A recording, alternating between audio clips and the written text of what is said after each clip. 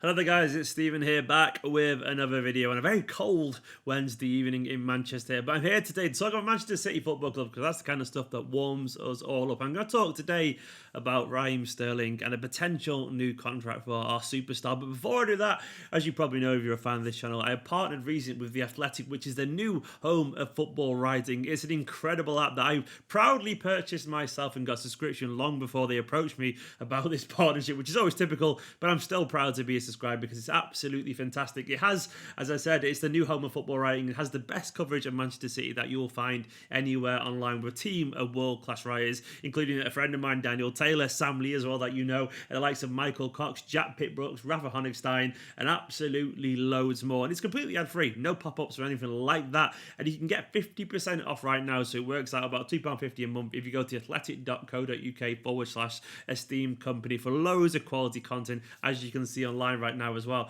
including like all this kind of stuff about Mourinho, which is obviously a huge story.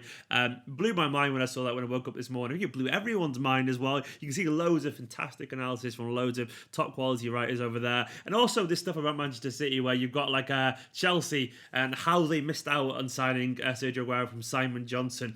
This is fascinating because basically it shows just how close you were to missing out on someone as good as Aguero. Thankfully, he made the correct decision, but it's a great article, loads of insight about Manchester City, and it shows just how highly rated within the game from the likes of Frank Lampard in particular. Despite being Didier Drogba's partner for ages, he prefers Sergio Aguero and loads more. And it's John Terry we have to thank for that. Go read the article, it's fantastic. Go and get yourself a subscription for loads of world-class quality writing and enjoy The Athletic.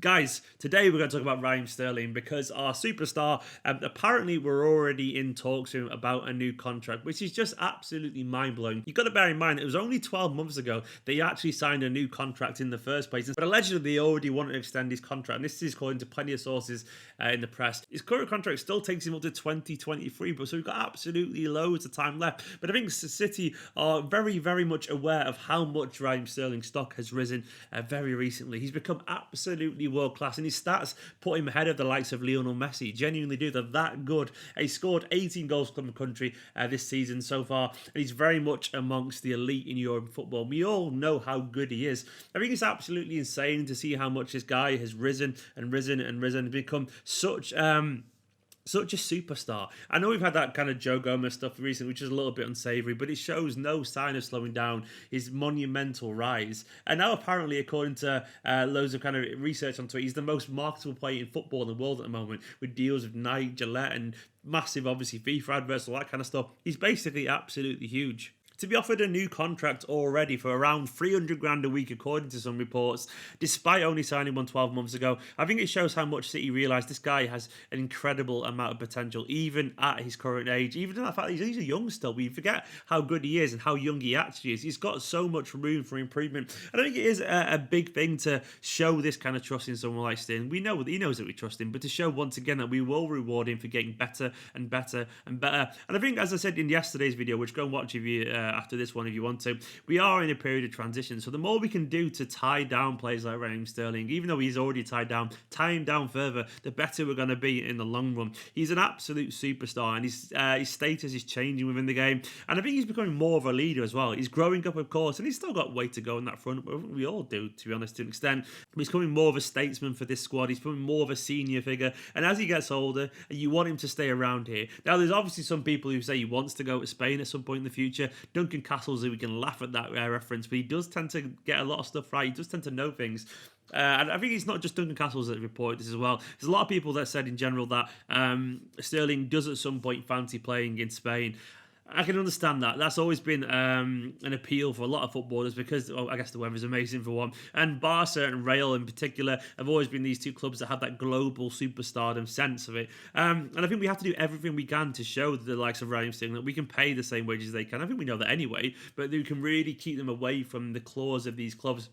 Especially consider the fact that those two clubs in particular, Barca and Real, are very much in a period of transition. I think it'd be Real if anyone came in for him, but we need to keep the likes of Raheem Sterling here to be the guy who leads this kind of like post-transitional thing that Manchester City are in at the moment. We're very good and we'll continue to be very good, but we need to keep Raheem Sterling around there. And I think these stories do have a lot of substance to them. I genuinely believe City will be already thinking about trying to keep him on the future. And I think the 300k, even though it doesn't sound crazy in this modern era, you've got to bear in mind that's a lot for Manchester City Football Club because we're very much performance-based, we're bonus-based, and that would be by far the highest paid player at Manchester City if he got that wage. It'd be huge. And I think it's important to send the message that we are looking to tie down these players, even if it's just to the other clubs, to kind of scare them off financially a little bit. Obviously, if someone did try and bid for him, we'd still probably want about £200 million. So I can't see that happening. But, better safe than sorry. We don't want a Leroy Sané situation in a year or two where he starts to run down his contract. I don't think he'd ever do that, but you can't be too sure in football. Anyway, guys, let me know what you think about that. Also, as well, I've seen a bit of news going around about David Silva. I keep forgetting he's going to be leaving. He's going to be leaving in a year. And apparently a couple of Japanese sides, I can't even say one of these, Hokkaido Conta del Sapporo. Never heard of him.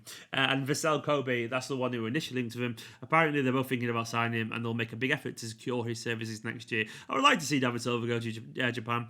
Correct me if I'm wrong. Hasn't he got like Japanese heritage already? I think he has. I'm pretty certain his mum or something like that is Japanese. Either way, I'd love to see him over there, and just he gets experience his brilliance because we're so lucky to watch it for so long. Alternative, please just stay for another year, David. Please, we need you. And elsewhere, I can't really not talk about the big Mourinho Pochettino thing. I have to talk about it. I know I'm a Manchester City channel, but it's just such a big moment in football that it'd be crazy of me to ignore it. Yeah, that was mind-blowing, wasn't it? I was not expecting that to happen at all, and that kind of really shook me when I woke up this morning to see Pochettino suddenly gone and Mourinho in there.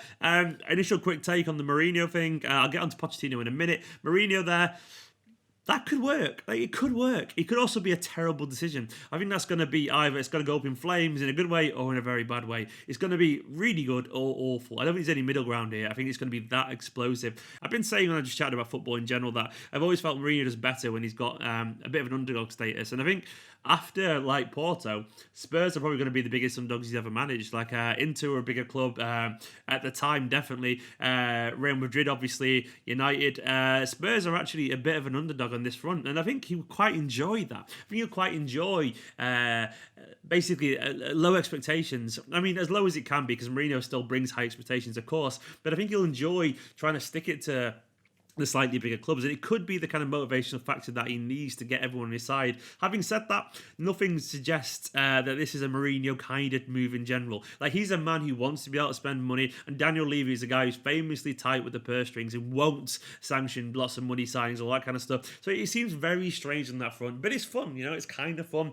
I'm not sure if Mourinho is the guy he used to be. I feel like he's a bit of a tired version of the guy who used to be so charming, so elegant, and also used to be so charismatic. I'm not sure he is that anymore, but this is fantastic in terms of entertainment value. I can't deny that. It'd be fascinating to see how he does, and I wouldn't be surprised if immediately he does improve Spurs a little bit, but it probably falls apart. In terms of Pochettino, I feel like the club have failed him a little bit there. I think in general, it's always been tough for him. I think he actually saw the signs of the players getting a bit tired, and that happens with every club in the world. You have to go through cyclical transitions. You have to change your team around. And I think in general, Pochettino saw it coming, but he just didn't have the funds. He wasn't given the chance to change that. So he was always onto a losing battle there, really, unfortunately, which is tough for him, but that is life at Spurs. I mean, now for his future, would I like him as Manchester City manager one day? I do think Guardiola will leave in a year and a half, but I don't think Pochettino will be available.